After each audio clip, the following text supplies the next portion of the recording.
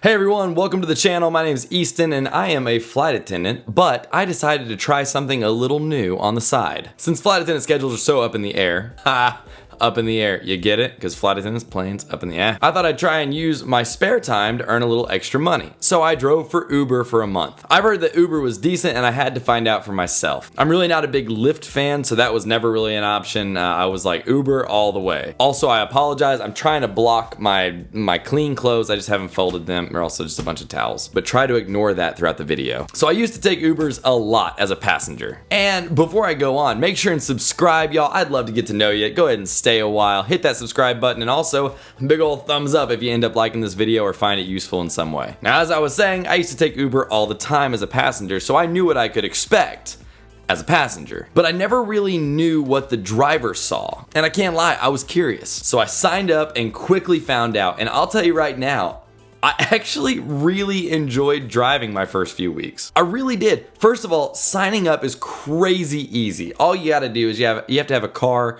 that's 15 years or newer. You have to have 4 doors and insurance in your name. And you do that all from the app. And within roughly a week or sooner, pending, of course, documentation issues, you're all set to drive. You just go, you're good. So I did. And during my driving, I learned a couple things. So let me give you 3 things I learned as an Uber driver. Number 1, as a general rule, passengers really seem to like it, aside from a greeting, if you don't speak unless spoken to. Now, of course, if the passenger clearly shows interest in chatting, then chat it up. But otherwise, don't really talk. But as the driver, you're primarily there to drive safely.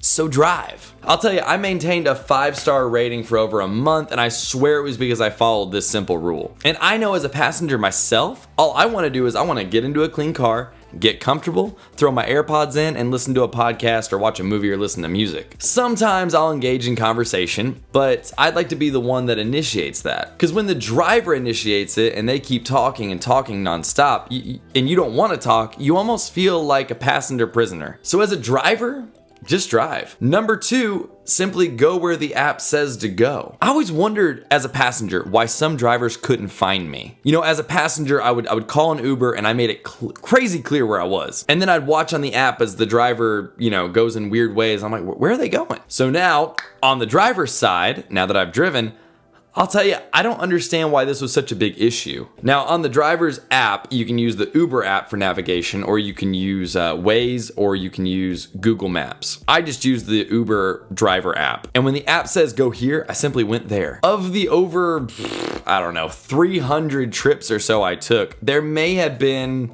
3 or 4 that were a little glitchy and I couldn't find out where I was supposed to go. But 98% of the time, simply follow the app and all is well. And here's the deal. When there was a glitchy issue or whatever, there was a problem, I'll just call the passenger. And once we talked, I'm like, oh, there you are. Gotcha. Okay. And then I picked him up and that was it. Oh, and if the passenger calls, answer. There is something particularly frustrating as a passenger when you call your Uber driver and they just let it ring out or they decline it.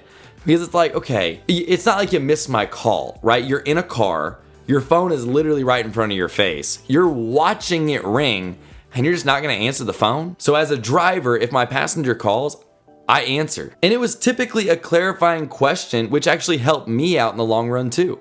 They'd be like, oh yeah, hey, I'm over by Arby's. And I'm like, oh hey, I actually just passed that. Let me turn around, I'll get you. I feel like we make a lot of things harder than it really is. Number 3, if you're a passenger, please add the extra stop you want on the app. I found this as a driver to be irritating. When a passenger gets into the vehicle and you're en route, right? You're following the app and you're en route to your destination.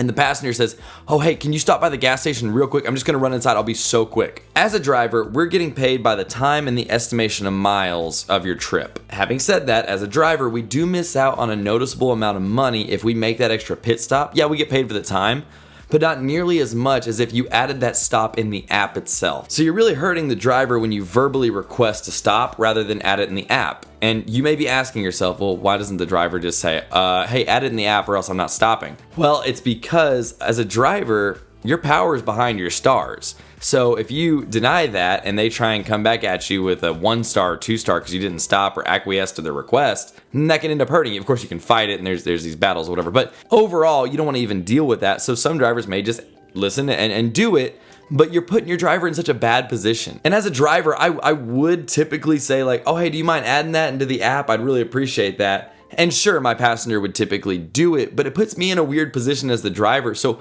why do that? Just be better.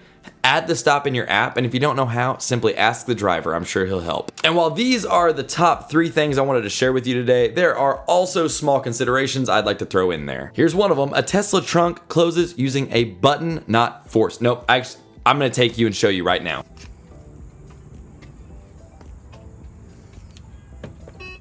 All right, I had to show you that.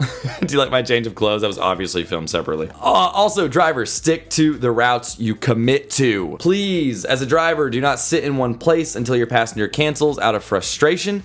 Instead, see, for a driver, let me tell you right now, for a driver, you must have a certain amount of accepts versus cancellations to maintain an active and clean account. And I found out that's why when you order an Uber and the driver can now see your route, let's say the driver accepts. When the driver sees your route, if he doesn't like it, then he's like, ooh, I've canceled too many times, I might get penalized. Instead, he'll just stay in one spot, not answer your phone calls, and make you wait until you cancel, and that way he gets off scot-free. And that's so annoying. I've had that happen to me as a passenger before. I'm like, come on. Don't accept the route unless you're willing to go wherever the route takes you. Obviously, if the driver gets the route and they're supposed to pick up or drop off in an area that just seems wildly unsafe, and safety is a concern whatsoever, then of course cancel. Safety comes first. But typically that's not what's going on. Drivers just see the route, they don't want to go that direction, or the route's too long, not worth the money to to them, so they say, nah, I'm just gonna sit here and wait, and it's just annoying. And lastly, I'm gonna have to take you outside and show you this one again. This is how a Tesla handle works.